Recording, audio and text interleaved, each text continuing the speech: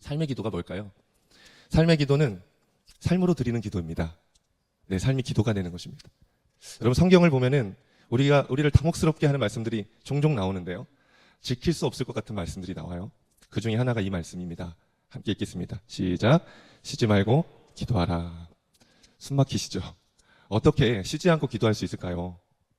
이게 정말 실천 가능한 걸까요? 그럼 화장실도 가지 말고 밥도 먹지 말고 늘 기도만 해야 된다는 걸까요?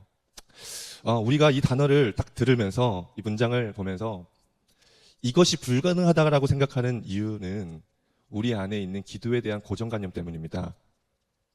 우리가 생각하는 기도라는 것은 꼭 눈을 감고 자리에 앉고 무릎을 꿇어야 된다라고만 생각하는 거죠.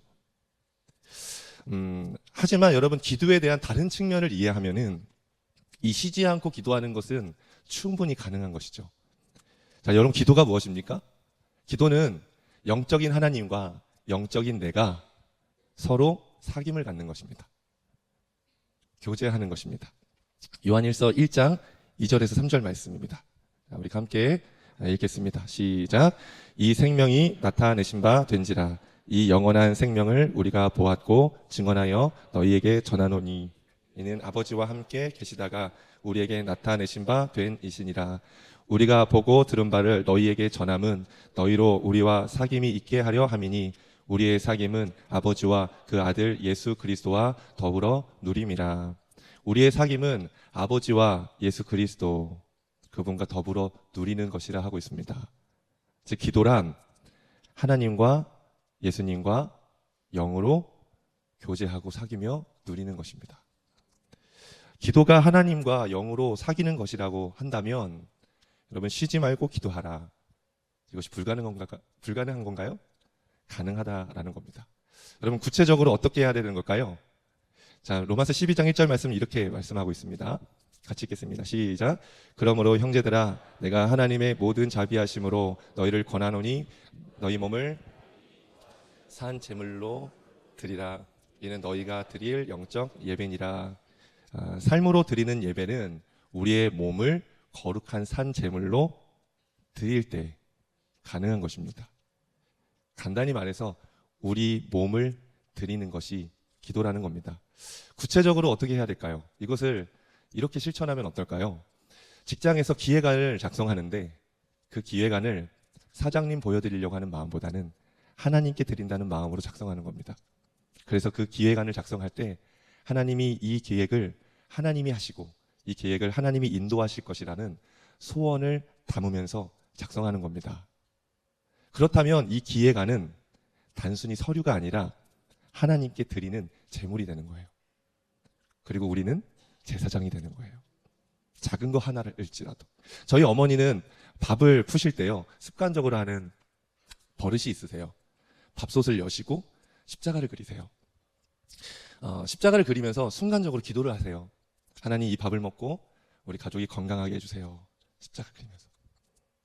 그때 이 밥은 단순 쌀밥이 아니라 하나님께 드리는 제물이 되는 겁니다. 일상에서 찾아오는 아주 작은 일조차도 그것에 하나님께 드리는 마음을 담고 기도하는 마음으로 감당하고 살아간다면 그것은 몸으로 하나님께 드리는 기도가 되는 겁니다. 하나님과 동행했던 로렌스 형제가 있습니다. 이 형제에 대한 이런 기록들이 있는데요. 조금 길지만 제가 읽어드릴게요. 잘 들어보세요.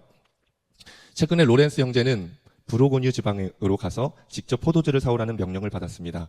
물건을 거래하는 일에 별다른 재주가 없었는데다가 한쪽 다리를 심하게 저는 까닭에 포도주통 위를 굴러다니지 않고서는 배에서 도저히 걸어 다닐 수 없을 정도였기 때문입니다. 그러나 자신의 처지나 포도주를 사오는 일에 대해 더는 염려하지 않았습니다. 대신 하나님께 이건 그분의 일이라고 말씀드렸습니다. 그랬더니 자신의 맡겨진 일을 충분히 해낼 수 있었을 뿐만 아니라 더욱이 깔끔하게 마무리할 수 있었다고 합니다. 부엌에서도 마찬가지 상황이었습니다.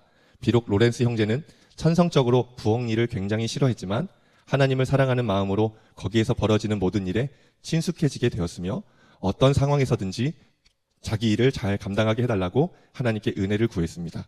그리하여 부엌에 배치되어 섬겼던 15년 동안 부엌 일이 너무 쉬워졌다고 말했습니다. 이제는 신발을 수선하는 일에서도 기쁨을 찾고 있지만 언제든지 다른 임무를 수행할 준비가 되어 있다고 했습니다. 어느 곳에 배치되든지 상관없이 아무리 하잘것없는 일을 감당하더라도 자신은 그 일에서 하나님을 사랑하는 마음으로 기쁨을 찾을 수 있기 때문이라고 했습니다. 로렌스 형제에게는 수도원에서 기도하라고 정해놓은 시간이 다른 일과 시간이랑 전혀 다르지 않았습니다. 그래서 수도원에서 영적인 피정을 떠나 기도에 전념하라고 명령하면 순순히 따르기는 했지만 따로 기도 시간을 갈망하거나 일부러 요청하지는 않았습니다. 왜냐하면 아무리 분주한 일을 감당하고 있더라도 온통 하나님께만 몰두하는 상태에서 떠나지 않았기 때문입니다. 로렌스 형제는 계란을 뒤집고 신발을 수선할 때에도 그 일 속에서도 하나님과 깊은 사귐을 가졌다고 했습니다.